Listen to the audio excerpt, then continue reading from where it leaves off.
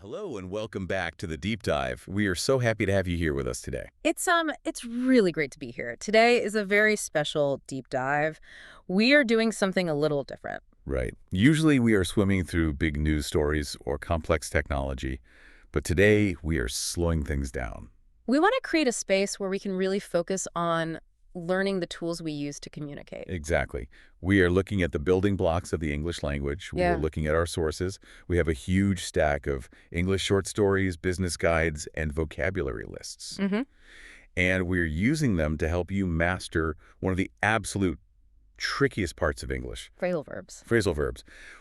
Just saying those two words can make English learners feel a little bit nervous. I completely understand why. They are like a secret code. You know the word run, right? Yeah. And you know the word out, and Yeah. you know of, but you put them together into run out of. Right. And suddenly it means something completely different. It isn't about running anywhere.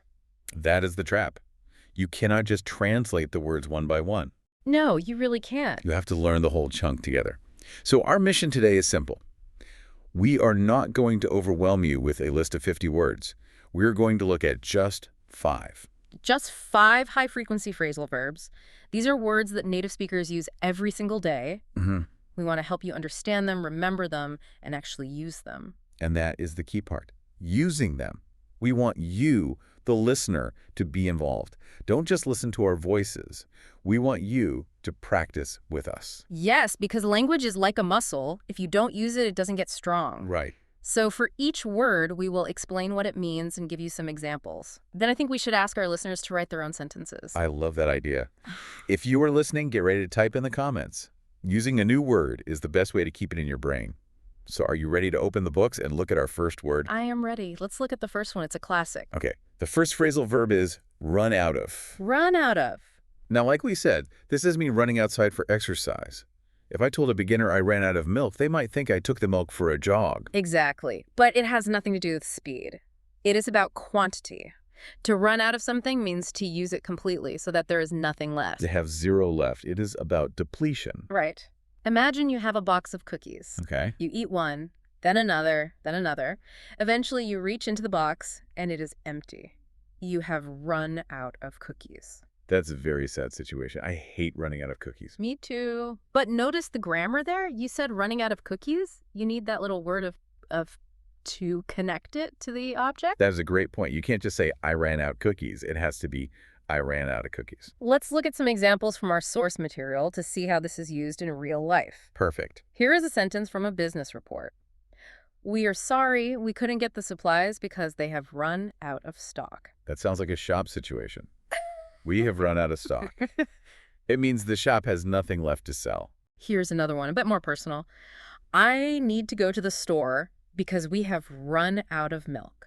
That is a sentence I say almost every week. It just means there is no milk left in the fridge. You know, this actually happened to me this morning. Oh no, what happened? Well, I woke up and I was very tired. I went to the kitchen to make some coffee. I was really looking forward to it. I opened the jar and it was just dust. No beans. No beans. I had run out of coffee. That is the worst way to start the morning. What did you do? I had to drink tea instead. That wasn't the same. But I made sure to write coffee on my shopping list immediately. I don't want to run out of it again tomorrow. Good idea. You know, we also saw this phrase in one of the fantasy stories in our notes. Oh, right. There was a king talking about a magic potion, and the trader said he didn't have any left. He had run out of the ingredients. So you can run out of milk, you can run out of coffee, or you can run out of magic potion ingredients. It really works for everything. It even works for time. You can run out of time. Oh, that is a big one. Hurry up, we are running out of time. You hear that in movies a lot. So now it is your turn, listeners. We want to hear from you. Think about your house. What is something you often run out of? Maybe it's sugar. Maybe it's toothpaste. Or maybe it is patience. Yes, I often run out of patience when I am stuck in traffic. Please write a sentence in the comments. Tell us I often run out of and tell us the word. We love reading your examples. Okay, shall we move to the second word? Let's do it. This next one is a bit more serious. It is a very important phrase for being polite. The second word is pass away. Pass away. You'll hear this a lot in movies or news when people are talking about sad events. What does pass away mean? Pass away is a polite and gentle way to say to die. Right. The word die is very direct. It can sound very strong or blunt. Sometimes we want to be softer. especially if we are talking to someone who is sad. Exactly. We call this a euphemism. It's a way to make a hard reality sound a little bit softer. Instead of saying he died, which is a hard fact, we say he passed away. It sounds like a journey. It is more respectful. Let's look at the examples from our sources. We have a quote here from a story involving a character named Monsieur Kane. Hmm. The sentence says, I have some bad news. Monsieur Kane passed away 2 weeks ago. You can hear the tone there. It is respectful. It isn't shocking. Right. Here's another example. Her grandmother passed away peacefully in her sleep. That is a very common way to describe it. Passed away peacefully. It sounds much nicer than just saying she died. I remember speaking with you about my old neighbor. I think I used this phrase then. I remember Mr. Henderson. Yes, Mr. Henderson. He lived next door to me for 10 years. He was a very kind man. He always gave me vegetables from his garden. He sounded lovely. He was. But sadly, he passed away last winter. I'm sorry to hear that. It was very sad. But he was very old. When I told people about it, I couldn't bring myself to say my neighbor died. It felt too cold. So I said my neighbor passed away. It shows that you cared about him. It feels more personal. It does. So this is a really useful phrase for our listeners to know. It is a safe phrase. You can never go wrong using pass away when talking about death. It is part of life. So for our practice today, let's keep it a little bit removed from personal sadness. Let's think about history. That is a good idea. Listeners, can you write a sentence about a famous person from history, someone who passed away a long time ago? For example, you could say Albert Einstein passed away in 1955. Perfect. Choose a historical figure you admire, an artist, a scientist, a leader, and write a sentence using pass away or passed away. Okay, let's take a deep breath. We're going to shift gears now. We are moving from sadness to confusion. Confusion. Yes, or at least difficulty seeing things. Our third word is make out. Make out. Now, we have to be honest with our listeners here. We do. If you look up make out in a slang dictionary, or if you watch a teenage drama on TV, make out often means kissing. Yes, usually kissing for a long time. And this is very important. That is not what we were talking about today. Definitely not. In our context today, and in many books, make out has a totally different meaning. It means to see, hear, or understand something with difficulty. With difficulty is the key part. It means you are trying to see something, but it is hard. Maybe it is dark. Maybe the writing is small. Or maybe it is foggy. Let's look at an example. The writing is so small, I can't make out what it says. So you are looking at the paper, you are squinting your eyes, moving the paper closer, but you cannot read it. You can't make out the words. Here is another one involving weather. It was foggy, so I couldn't make out the sign on the road. That is a scary situation, driving when you can't see. Speaking of driving, I have a story about this. It connects to that darkness theme we saw in the short stories. Oh, right. I was driving to my friend's new house last week. It was late at night, and it was raining very hard. Rain and darkness. A bad combination. Terrible. The windshield wipers were going back and forth like crazy. I was looking for his house number. But because of the rain on the window and the dark street, I just couldn't make out the numbers on the mailboxes. So you knew the numbers were there, but you couldn't perceive them clearly. Exactly. I had to call him and ask him to come outside and wave a flashlight. I just couldn't make out where to go. That is a perfect example. It is about struggling to perceive something. It could be a sound, too. Yeah. If there's a lot of noise in a room, like a loud party, you might say, I can't make out what you were saying. That happens to me in busy restaurants all the time. I hear noise, but I can't separate the words. So listeners, it is your turn again. Is there something you have trouble seeing or hearing? Maybe you need glasses. Is there something you can't make out without your glasses? Or maybe a sound you can't make out. Tell us about it in the comments. Use the phrase can't make out or couldn't make out. Excellent. We are doing great. We have covered 3 words. Let's move on to number 4. We are putting on our business suits for this one. This comes from the business world. The 4th word is layoff. Layoff. This is a term you will hear in business news or if you are working for an international company. It is really important to understand the difference between laying someone off and firing someone. That is a very important distinction. If you fire someone, it is usually because they did a bad job. They stole something, or they were always late, or they were rude. It's as personal. It is their fault. Exactly. But to lay off is different.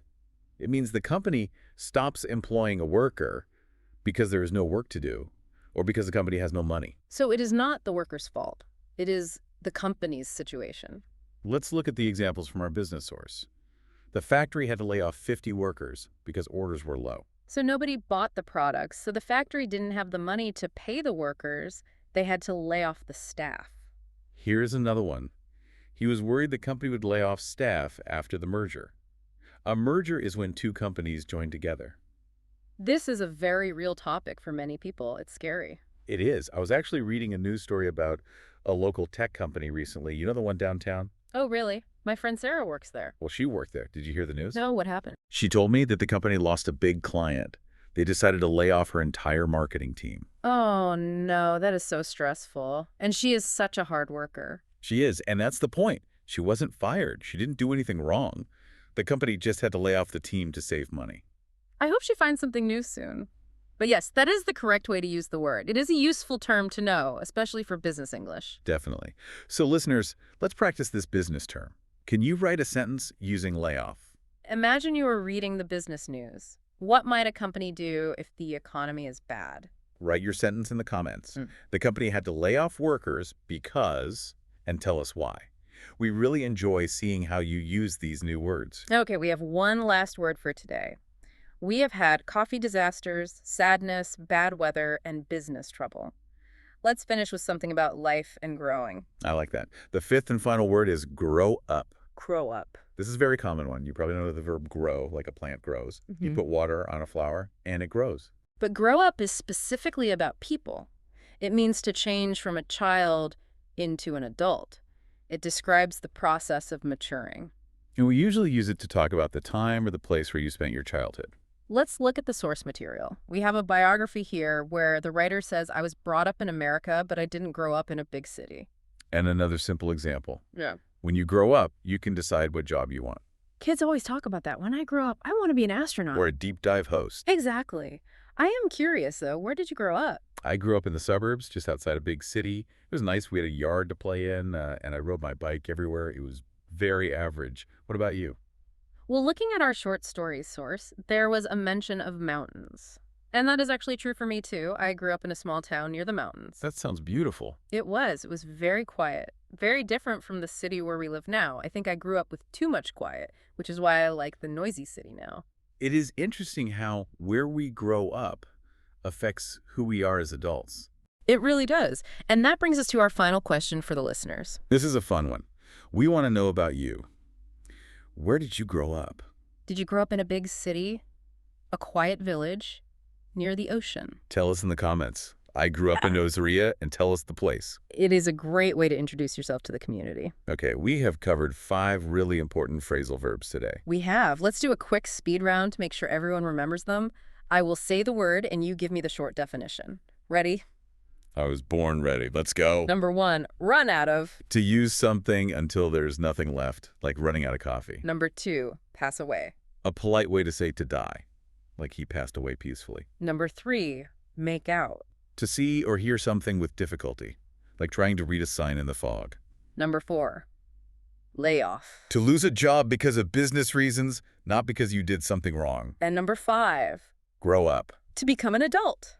To go from a child to a grown-up. Perfect. You got 5 out of 5. I hope our listeners did too. You know, learning phrasal verbs can feel like climbing a big mountain. But remember what we read in the guide about moving from level B1 to B2? Yes, it said that language is like a muscle. You have to use it to make it strong. The difference between an intermediate learner and an advanced learner is often just using these little phrases naturally. Exactly. You can't just listen. You have to speak and write. That is why we are asking you to comment. Small steps every day. Today, you learned 5 new tools. If you practice them, they will become natural to you. We believe in you. Keep going. So here is your final task. Choose just one word from today. Just one. And write a sentence below. If you write it down, you are much more likely to remember it tomorrow. Thank you so much for joining us for this deep dive into English vocabulary. We loved having this conversation with you. We will see you next time for another deep dive. Goodbye. Goodbye, everyone. Keep learning.